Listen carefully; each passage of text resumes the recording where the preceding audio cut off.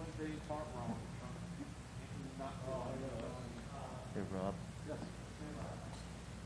this is ticky tacky, but they're saying the TV is just slightly down that way. We just push that top right corner up a little bit.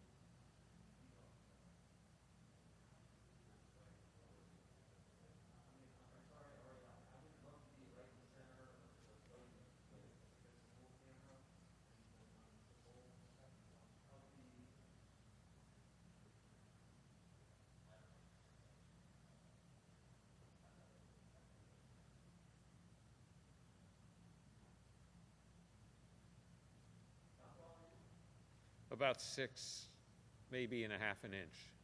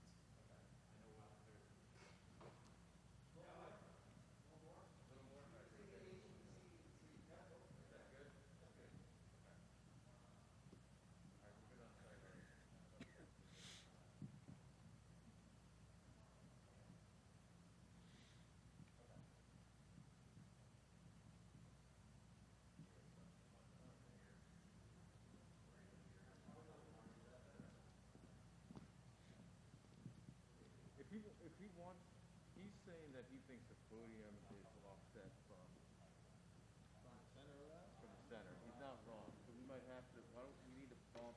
No, he's not wrong. So we need to bump it that way. Yeah. Yeah.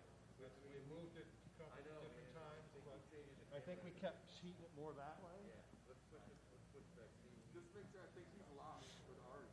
But we're not. Are we good?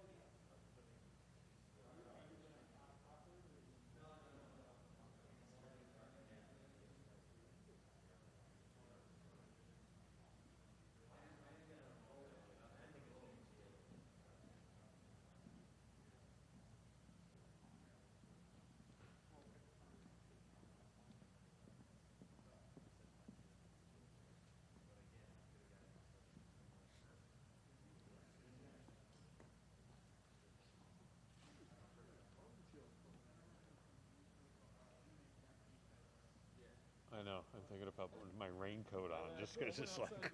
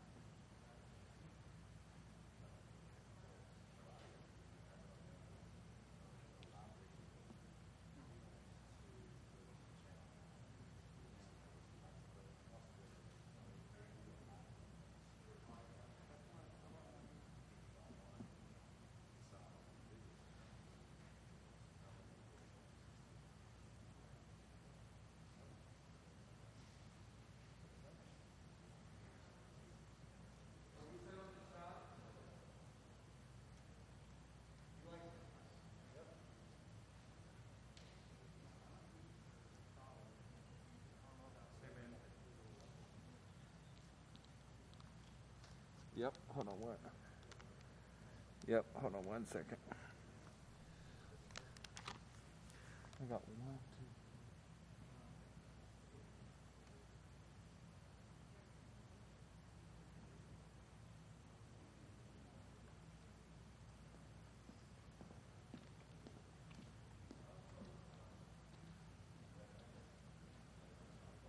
2. Okay, all right, sounds good.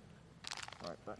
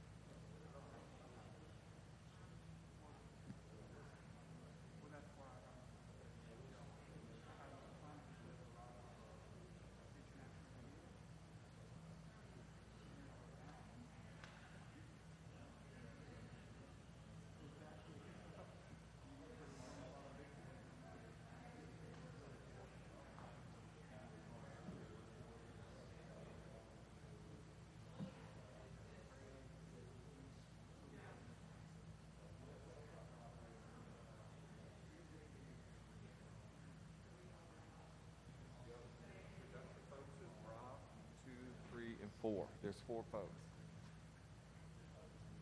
Pool camera has 4 inside.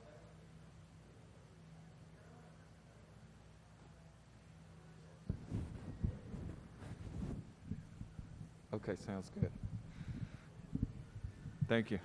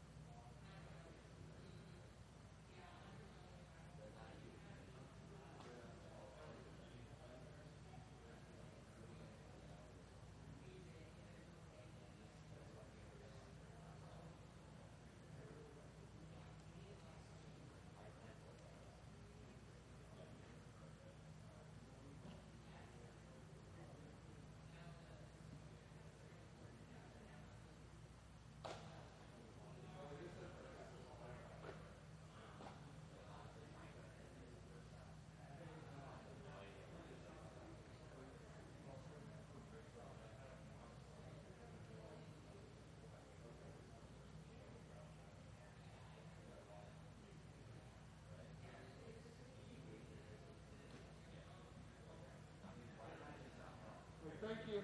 I'll be right back, okay?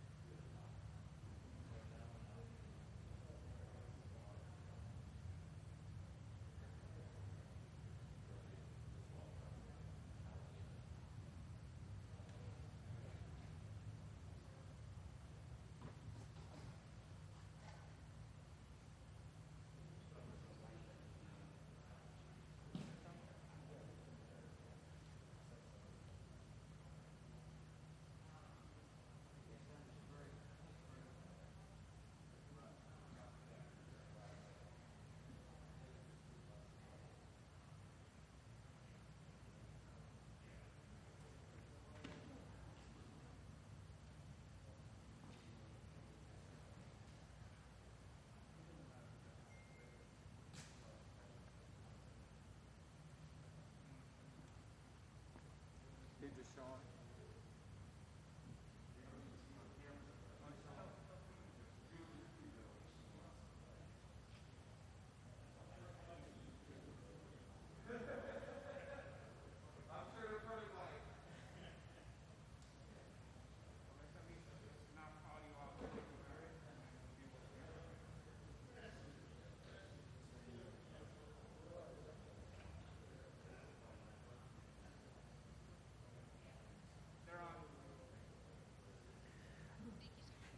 Microphone check, check, 1, 2. This is a handheld microphone test. Testing 1, 2, 3. Handheld microphone check for the stream.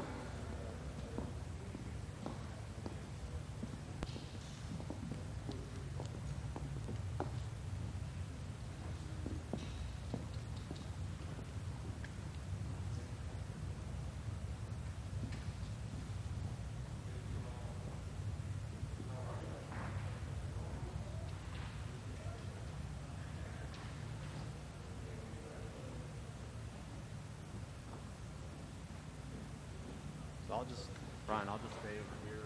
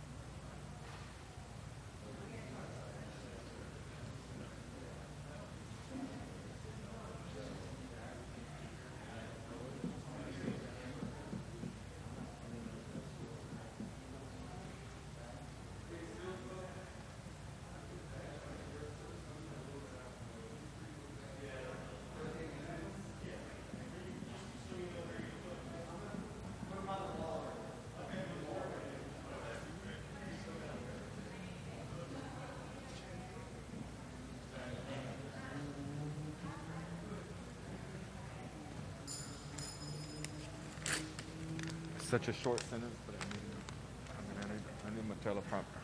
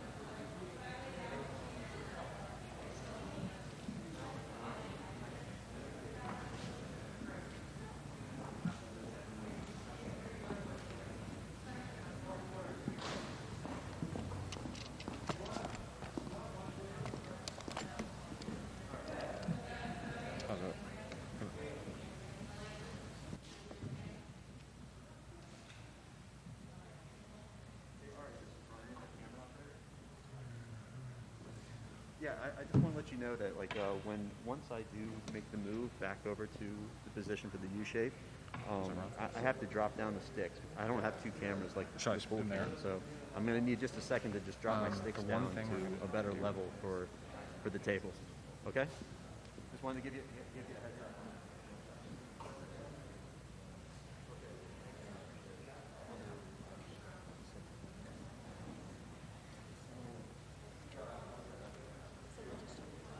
And I'll go do that. Yep. Yep. Are you good? Yep. Yep.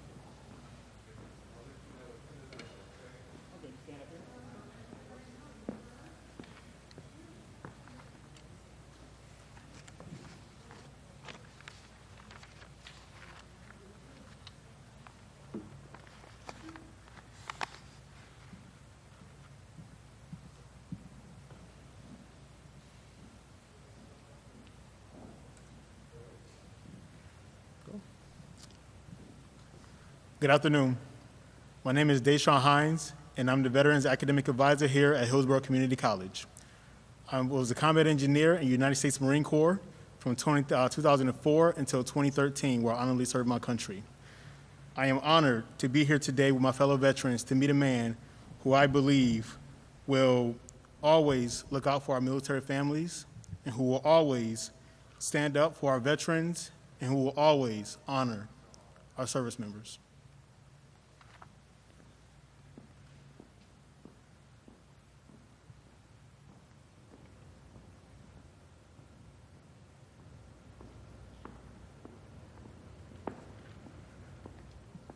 Please welcome Vice President Joe Biden.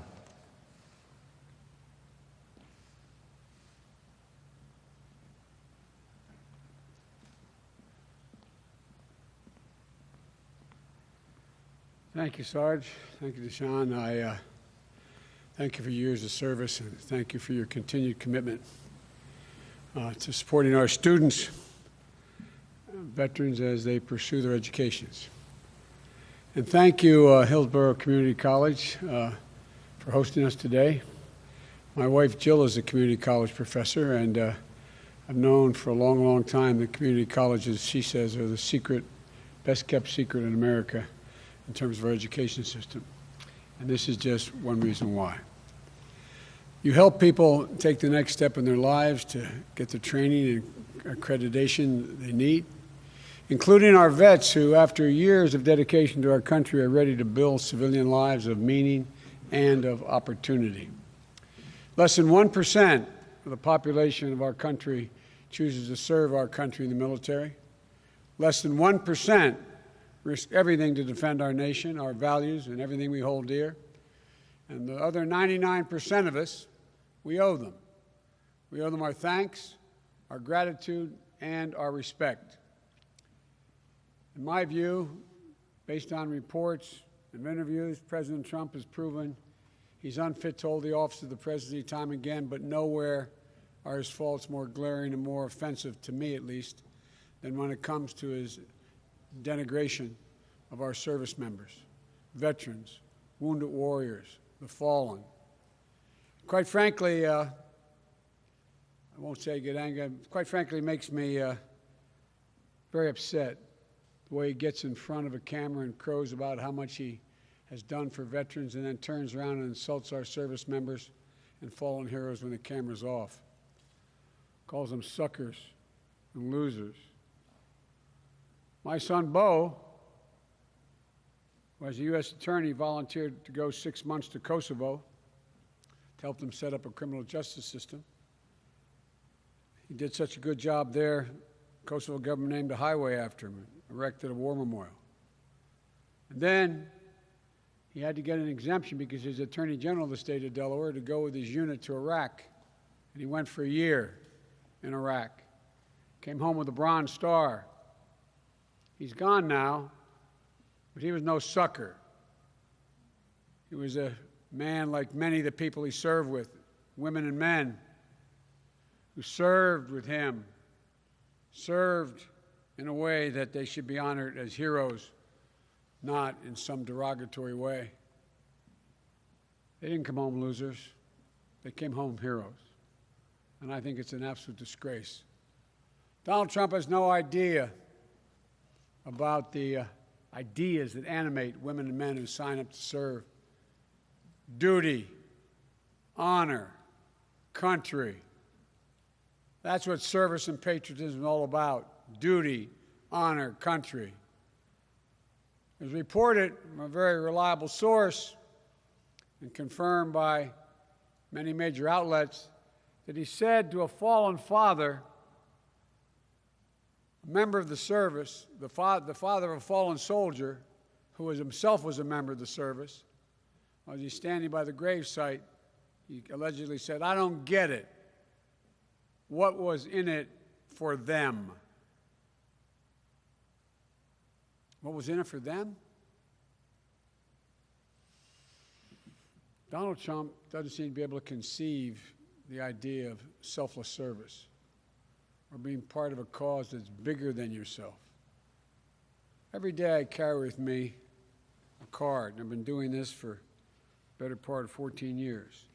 It's my schedule. On the back of it, wherever the schedule ends, there's always a black box that I have here. It says Daily Troop Updates. U.S. troops died in Iran and Afghanistan. 6,000, as of today, 923.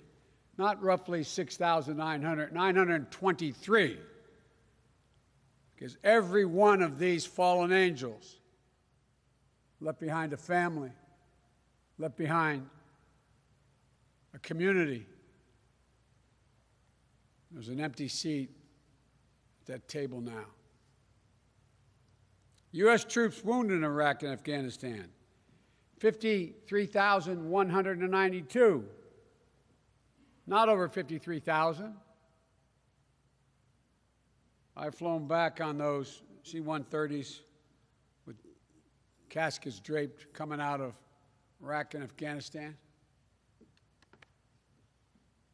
I've been there at Dover Air Base, and those bodies come home.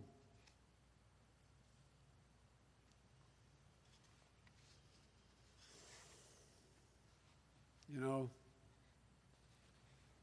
and think of all the folks, and you all know it, coming home with unseen injuries. Tens of thousands coming home with unseen injuries, post-traumatic stress, traumatic brain injury, mental health challenges. As a nation, I've been criticized for this over the last 30 years when I've said it, but as a nation we have many obligations to our children, to the elderly, to the poor, to those in need.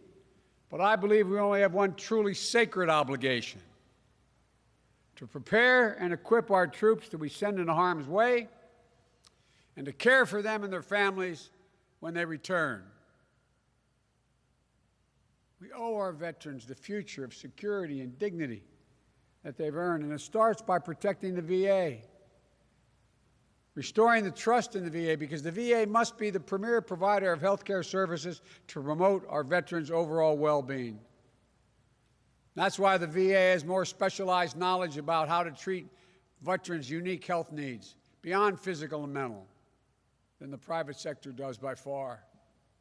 It provides a community of understanding and support, facilitates accountability for veterans' health and well-being as a whole, that is absolutely vital for successful outcomes. We have a responsibility to ensure that we're providing veterans with world-class health care they deserve in every situation. That means hiring more doctors and medical personnel and professionals to work at the VA, including positions essential to veterans' health care, nurses and psychologists. We need to offer these medical professionals the incentive to join the VA. We need to pay them a competitive salary with the private sector. We also have to do more to build a pipeline of doctors and nurses, especially in rural areas.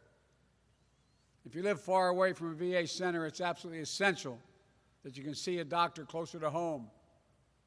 That's why during our administration, President Obama signed the VA Access, Choice, and Accountability Act into law in 2014. President Trump's like to say he passed the VA choice.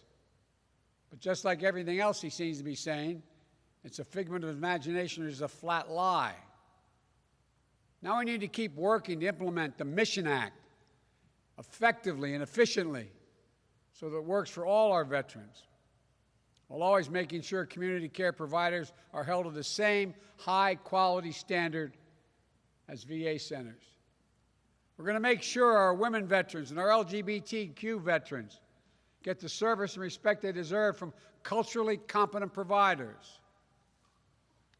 And critically, we're going to make sure that no veteran is locked out of treatment for conditions related to toxic exposure from burn pits or traumatic brain injuries they experienced in the line of duty. We made that mistake with Agent Orange. As a senator, I fought for decades to help Vietnam veterans get access and help. We were able to expand on it during the Obama-Biden administration. We can't let this be delayed again. Denying access because the vet could not prove a direct connection if you're exposed to Agent Orange was wrong. It's to be presumed if the ailment you have is caused by your exposure to Agent Orange that you get treatment. We've got to seriously tackle the mental health crisis we have. A suicide epidemic is claiming far too many of our veterans and service members. You know, one of the saddest things when my son came home after a year in Iraq, he was back as Attorney General. The week before Christmas, he came over to the house and he said, "Dad, I don't know what I'm going to do." There was a Marine veteran who had been deployed a total of 6 times, if my memory is correct, who was in a relatively a modern, upscale neighborhood, middle-class neighborhood. And they get up in the morning and they get out, and I think it was a Dodge Ram, started down the street in front of his house, which was no sidewalks. Saw a woman walking her dog, ran over her, killed the dog, put her in the back of his pickup truck, took her down to I-95 right by where there was all the sand pile for emergencies. Molested her, put her back in the truck, came home, and called the state police and said, "I just killed someone." There was a voice in my head saying, "I had to kill someone. I had to kill someone." Turned himself in. You know, the latest data suggests that almost 600 veterans, as well, are dying by suicide every year. Just here in Florida, 600 a year. It's devastating. There aren't any easy answers to this, but we can do so much better than we're doing now. We have an obligation to do so much better. We have to help our heroes understand that it's an honorable thing to do and takes strength to reach out and ask for help if they're suffering from unseen wounds. They're so accustomed to being asked not to ask for anything. We have to end the stigma surrounding mental health treatment. When they do reach out, when they call the crisis hotline, or walk into a VA hospital, or visit a VA center for counseling, we have to make sure, damn sure, that there's no one turns them away. No one tells them they have to wait. And part of it's also making sure the veterans feel a sense of security and connection and mission in the civilian world, as they did on active duty. Better employment opportunities, meaningful career trajectories, education like the one student vets get here at Hillsborough Community College, which translated into greater opportunities for our vets, not just put money on the pockets of for-profit fraudulent outfits, because we got to stop that. It all matters. It especially matters how their families are treated. John Milton, the poet, wrote these lines: "They also serve who only stand and wait." Well, military families, husbands, wives, sons, daughters, mothers, fathers, they serve every single day. Tending to their specific needs and unique challenges should never be an afterthought for us. It's a national security imperative. Fulfilling our promise to our veterans and our military families, caregivers, and survivors is critical to ensuring that we not only meet our obligations, but the future generations continue to volunteer to serve. My wife, Jill, she worked on this more than about anyone. During our administration, she and Michelle Obama teamed up and started an outfit called Joining Forces, a nationwide initiative to drive concrete commitments to support service members, veterans and their families, and caregivers and survivors. They help make sure teachers are equipped to better meet the needs of military children in their classrooms, and help bring down some of the barriers, because the vast majority of those kids in the school have no idea, or little Johnny or Mary or Jamal is worried because his mommy or daddy is stationed in a foreign land. It makes it so much harder for military spouses to find good jobs and build their careers We have to change it, and we're working on that. Working with leaders like Lauren Weiner, hiring our heroes, and Military Spouses Employment Program.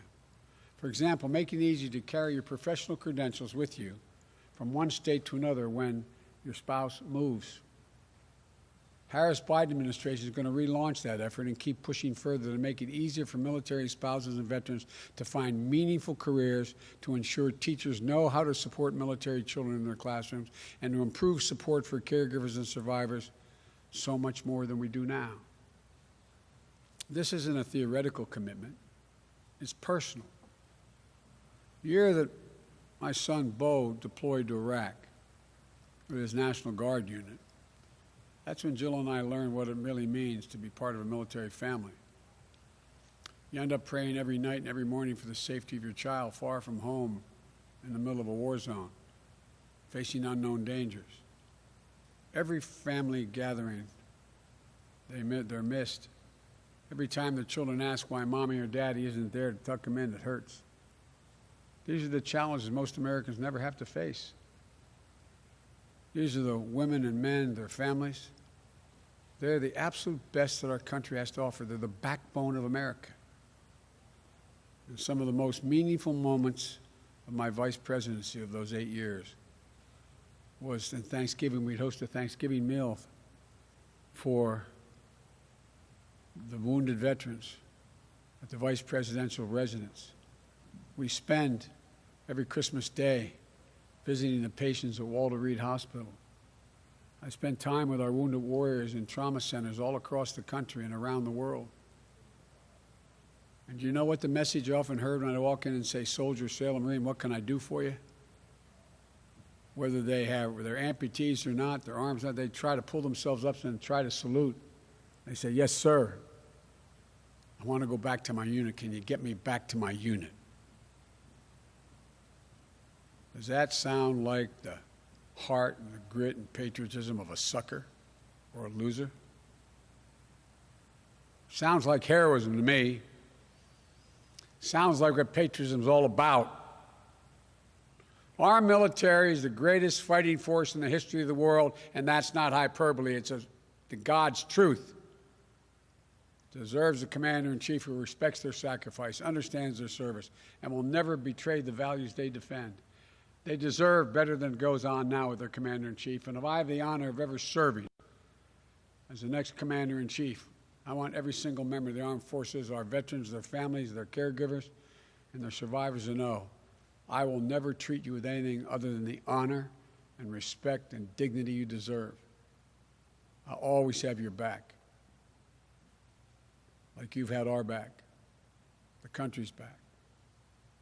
Thank you all. May God protect our troops. Thank you.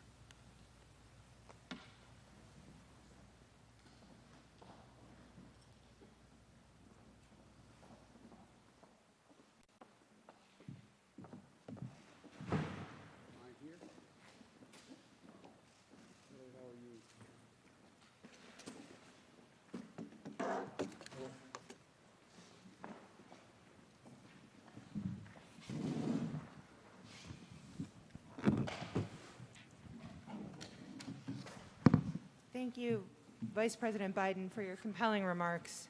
Thank you to Hillsborough Community College for hosting this event, and thank you to the viewers around the country who are watching today. I have the great honor of being not only a participant, but a moderator for today's events. My name is Lauren Weiner, and I'm the CEO of WWC Global. In 2004, my husband received military orders to Naples, Italy. As I prepared for our adventure, I soon realized that moving would bring a myriad of unexpected career challenges in particular. There was a formal policy on base that prohibited local military spouses from applying for professional level jobs. I had come from the White House and realized quickly that my career was at a total standstill. Fast forward 16 years, and not only have we created jobs for almost 300 military spouses and veterans, many of whom have moved with the military and with WWC Global many times, but we are also one of the largest women-owned small businesses here in the Tampa Bay area and the second largest privately held government contracting firm in the region. WWC Global is proud to have won the largest government contract award to a woman-owned business in U.S. Special Operations Command history here in Tampa. Congratulations. Thank you. All of this because me, my co-founder Donna Honeycutt, and so many other talented professional military spouses wanted to obtain meaningful employment in Naples, Italy so many years ago. We realized that much as we may want to, WWC could not hire all of the talented military spouses around the world, although we're still trying. In 2010, we launched a nonprofit called In Gear Career, now part of the Hiring Our Heroes program, to give back to this incredible population that had helped us grow. We also started Homefront Rising, an annual training program to help military spouses get engaged in the political process across the political spectrum. Military spouses are 4 times more likely to be unemployed or underemployed than their civilian counterparts, a 24% unemployment rate pre-COVID. This is a staggering number. But hiring military spouses isn't simply the patriotic or right thing to do. Hiring military spouses is good for our economy, it's good for individual businesses, and it's good for our force readiness. Military spouse employment, done right, impacts all of the other issues that we'll talk about here today. Mental health, transition, quality of life, all get better when military spouses are afforded the opportunity to contribute their intellect, ingenuity, and professional background to our communities. Mr. Vice President, thank you for what you and Dr. Biden have done for all military families. The Joining Forces Initiative profoundly impacted efforts around military spouse employment and other military family issues. Thank you for inviting us here today. Thank you for what your company's done. Look, you all know this because you're veterans and many of you have spouses, if not all of you. I don't want to presume anything, but the fact is that, you know, one of the things that I found particularly difficult when watching what happened during the heavy deployments back in Iraq and Afghanistan before I was able to get permission to bring home 150,000 troops was that a significant portion of those troops were either reservist or National Guard. And they did not have the camaraderie of, if they stayed back on the base, at least with other people being in the same circumstance. And what I found was, as we traveled around the world and around the country, is that the lack of a sense of being understood what's happening, just being able to know that somebody else knows what you're going through, that sense of loss, that even if everything's fine, even if your husband or wife is in good physical shape and safe or they're ever deployed. But this idea that, you know, you're still, every night, you're taking care of the homework by yourself, or you're the only one being able to go to the school play, or you're the only one there, you know, for the birthday and no one's there. I mean, it does impact on family solidarity. It does impact on a sense of community, which you have. And my wife was part of an organization in Delaware called Boots on the Ground. I don't know if you're familiar with it at all. But what that was, and just in my small state of Delaware, and if I'm taking too much time, tell me because I'll stop. But what I found was that I remember my daughter-in-law calling the first snowstorm after Bo was deployed, and she said, "Nana, somebody's out there shoveling the driveway." This was up until there was a snowstorm. Shoveling the driveway. And I didn't call them. They left a note saying, "Thanks for the service. Thanks for your service." Or things like when someone's deployed and you're off base, even when you're on base, but you're off base, find yourself in a situation you have to show up for a mammogram, or you follow up on something having to do with a health problem. Who takes care of the kids? I mean, what happens? Well, they started this whole thing in Delaware where people would show up. People would just volunteer. They'd give phone numbers and say, "I'll be there," and show up. And the only reason I'm bothering to say it is that you know it, but I want the people to understand it. It does help with the psychological help, the sense of community. You didn't volunteer to serve all of you, to get thanked. You volunteered to serve because that's who you are. You're not used to saying, you know, well, thank me, I did something special. But it matters when you know people know what you've done and they're just generically supportive of what you did, respect you for it. So I think it's a big deal what you've done, and it's a major part of what Jill is already, God willing, if we're elected, starting, and she'll be calling you, not a joke. I'm always happy to take her call, sir. You know, to begin and reignite, you know, joining forces again that she and Michelle had done. So, but thank you. That would be amazing. Thank you. Next, we've got Deshaun Hines, who's going to speak to us as well. Thanks, Lauren. I appreciate it. Yes, sir. It's an By the honor way, to when meet my you. son got promoted to major and got the Bronze Star, I said, "Congratulations, you're now a field grade officer." He said, "Dad, I know who runs the military, sergeants." So, who the field grade officers are. But anyway, so especially the Marine Corps. Yes, sir. It's an honor. I know you hear that a lot, but I really truly mean that. Again, my name is Deshaun Hines. I served in the United States Marine Corps, and after the Marine Corps, I decided to come here to Hillsborough Community College and get my associate's degree, and I went on to the University of Tampa to get my bachelor's degree. So I've been around education ever since I got out of the military. Luckily, they found that I was great with veterans, so that's why I decided to come here and work with them. As an academic advisor, the veterans education is a big part of my life now, and I think that our current VA education system is great, but one of the fears that I have is that they may not be keeping up with the times and that they may fall behind in regards to evolving with veterans. As you probably know, there's a lot of veteran-owned businesses now, and that's because we have great entrepreneurship programs that are starting to come out of colleges. That's right. Such as the one we have here at Hillsborough Community College, ran by Dr. Andy Gold and Beth Curley, to where they can have a veteran go from idea to actually starting and making sales in just 4 months. One of the concerns I have is after they have their company, they may not, a lot of them don't come back to finish their education, and their VA GI Bill just sits there. And, you know, one of the things that we had mentioned was if there was a way that we can possibly get it to where they can maybe use the benefits that they're not going to be using for education to fund their business if they don't come back to use it. So I was wondering if you, in essence, were thinking about that or about the VA education. Another issue was, which you had touched on in your speech, was veteran suicide.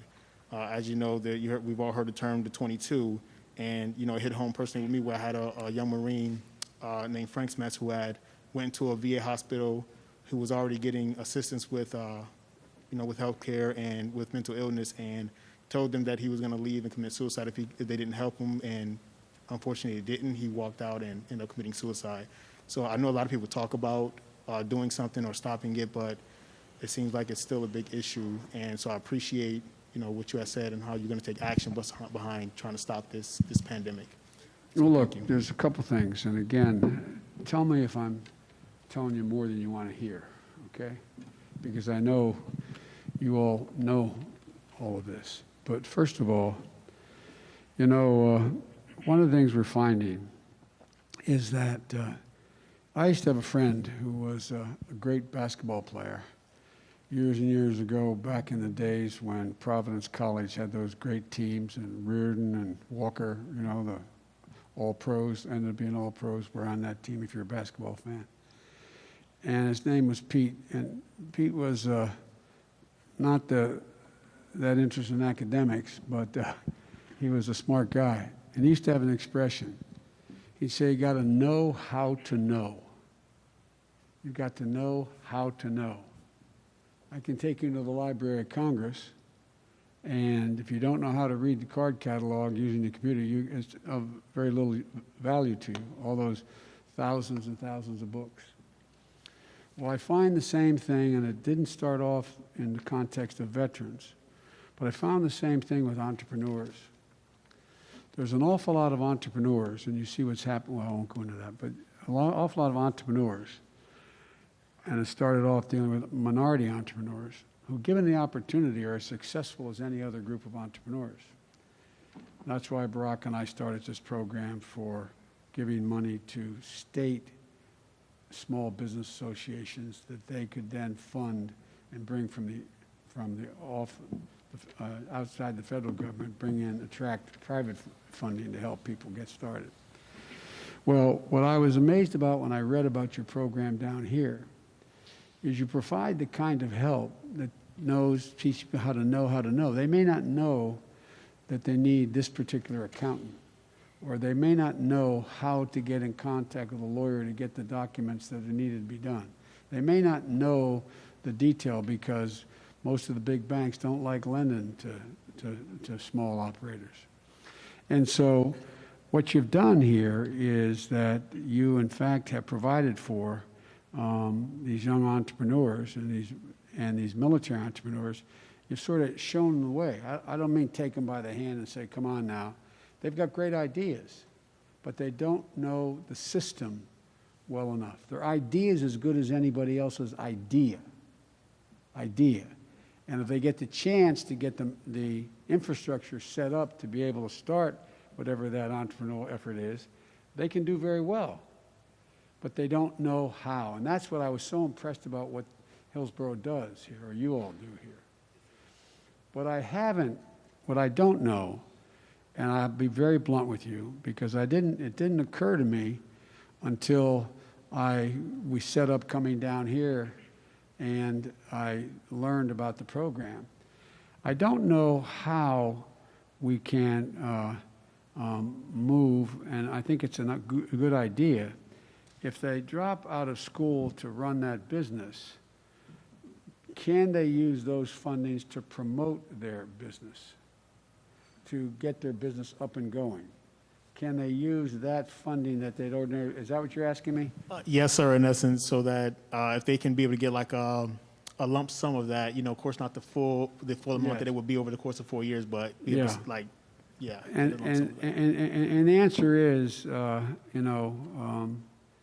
the service of these young women and men is not over, but we need their talent and leadership and their experience. But so, from 9/11, the Protect Post 9/11 and Forever GI Bill benefits, we got to, on the one hand, crack down on the fraud of the for-profit outfits out there that are trying to take advantage, and figure out how these vets can get access to training and placement, but also can they use it for their business? I have to give you an honest answer. I've not thought of it, and I promise you I'll pursue it, and I'll get back to you and tell you whether or not mechanically that can be done, or is it better to go straight to what I already have set up, the small business enterprise proposal. For example, the $1.5 billion we put aside for entrepreneurial encouragement brought $30 billion from the private sector. My proposal is to raise that to a $15 billion. This goes to the states now. A $15 billion SBA, small to states. That's likely to build, and they be somewhere between close to $150 billion off the sidelines. That may be the better way to do it and still preserve the ability to come back and finish that degree, because no matter what is said, even in your entrepreneurial business, you can still at night make sense to complete the degree. But I don't know the answer. I've never thought of it before, I must tell you, about using VA benefits to provide for the entrepreneurial enterprise you have underway. And if you have to, if it's, I forget what the tuition here is, it's actually quite low here compared to other other community colleges. But would you be able to use that? Now, the other complication, I must tell you, is if I'm elected, I promise you that we're going to make sure, and there's the votes to do it, to provide for free community college for anybody who qualifies across the board. So there would be the question is, how would that work? You follow me? So I promise I'll have my guys actually the woman who runs this get in touch with you, and we'll see if I can work something out, and I'll get back to all of you as to what my position is. But I think it may be better to go directly through the existing program than to do it that way, but I'll look at it. Deshaun, you guys are doing amazing work here, and I see it in the entrepreneurial infrastructure here in Tampa, here in Hillsborough County, and across the state. You guys are doing amazing stuff, so thank you. But it really is amazing. I mean, you just have to know, or just have to know how, like little things, like How do I go about getting a license for this? Where do I go do this? You have the idea. That doesn't in any way undercut your new idea on IT or your new idea on whatever. But how you get there? Point me. Tell me what I need to do to get it done. I was impressed. Next, we've thank got you, sir. Elena McCullough to speak.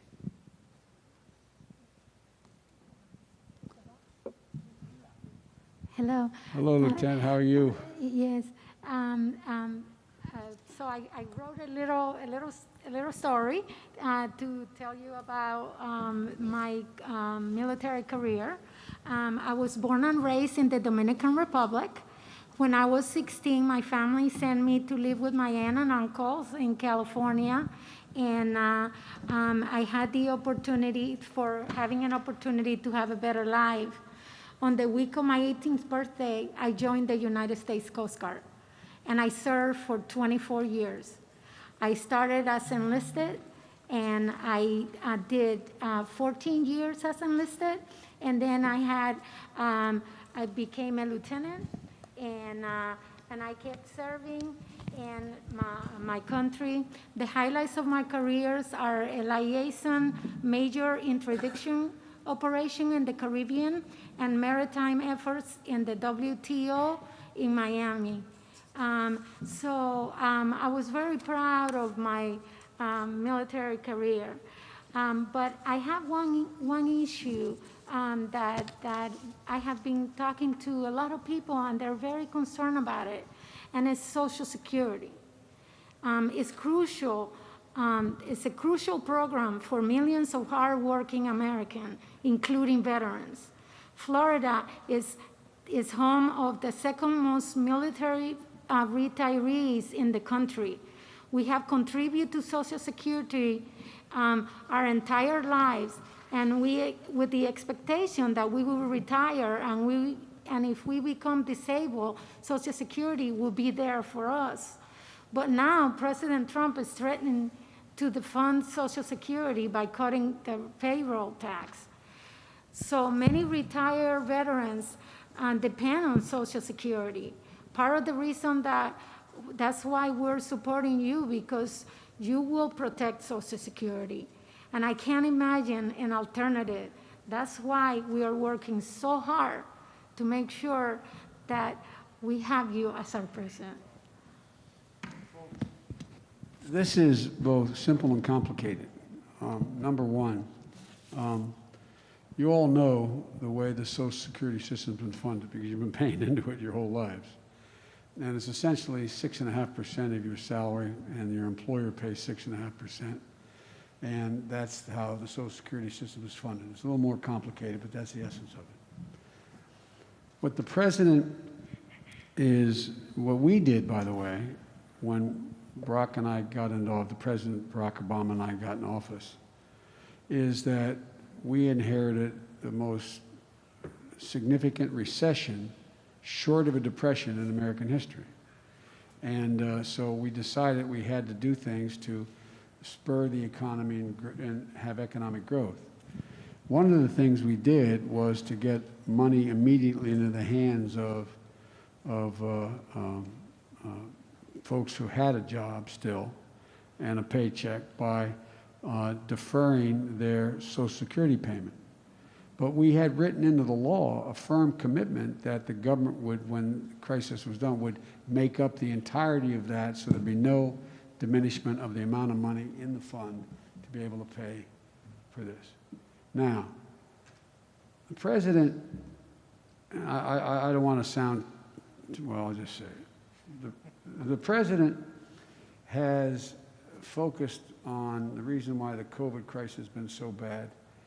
He has focused only on making sure the stock market stays up and to make sure it doesn't decline, because then it looks bad and the economy begins to droop for the very people that he most represents. And so one of the ways, but the Congress has passed legislation to provide for significant help for working families so that they would be able to, for example, have the ability to not be able to be thrown out of their apartments, and the government would pay for that until the recession is over if they didn't have the money. where there's 20 million people in America, an awful lot of Latinos here as well in this state, because they have 50% of Latinos own homes. They find themselves in a position where 20 million Americans are on the verge of having to worried they'll be foreclosed on because they can't pay their mortgage payment. And all that money is in this act that's been passed in the Senate and the House, with some Republican support and some Republicans supporting in the Senate. But Mitch McConnell, the senator from Kentucky, who's the majority leader, won't bring it up to be voted on. And the president is unwilling to, figuratively and literally speaking, get off his golf course and out of a sand trap and call a meeting in the Oval Office, for real. Have you ever heard of a time in a crisis like this, the president has not called together the factions in the Senate and the House to come and try to settle something that's this consequential? I mean, for real. Hadn't done it. But, so he's trying to figure out ways in which he can, in fact, I'm sorry for the explanation, but I think it's important to know the context, whereby he can say those people who still have a job, even though you have over 30 million people receiving unemployment now and about to, that's about to dry up too, is that those who get a paycheck will find they get their 6.5% they were taking out of the paycheck in their paycheck. So it looks like they're going to get a pay raise. They'll have more money to spend, which is not a bad idea theoretically. But he said he wanted to make sure that the employer and employee stop paying into the system, because that would give them more cash available to deal with their issues. But the problem is the actuary at Social Security, the professional, said if they do that, within 3 years, the system will be totally bankrupt. We're talking about hundreds of billions of dollars here that would have to be made up. How could you? So all the things you paid into would be gone. So the president's now saying that he's just going to defer that being done, and between now and after the election, so I guess it's February 1st or something, he's going to defer and say, you don't have to pay for that period of time your tax for Social Security and Medicare. The problem is, it's required that the day after that exemption runs out, you got to make it all up. So if the fourth quarter of this year, you don't pay, no one pays into the Social Security Trust Fund, all that money has to be paid up in the Social Security Trust Fund in the first quarter of next year. So what people don't know, particularly the military is not going to know, on your military pay, you're going to have to come up with in the next quarter twice the amount of money that was taken out of your paycheck before. You with me? Now, I doubt whether most people are going to take that money and be able to put it away and save it because they have such urgent needs. And so it's going to be chaos. Now, a number of employers, and our moderator may know this, a number of employers are saying, we're not going to withhold it. We're going to keep paying in because we don't want to get hit with a 400,000 or 200 or a million, whatever, how big the company is, bill come next quarter. You with me? But this is all about, I'm making an assumption here, I can't, but it seems as though it makes no fiscal sense. It seems to be all about trying to make it look like he's doing something to help people in the middle of the COVID crisis when unemployment continues to go up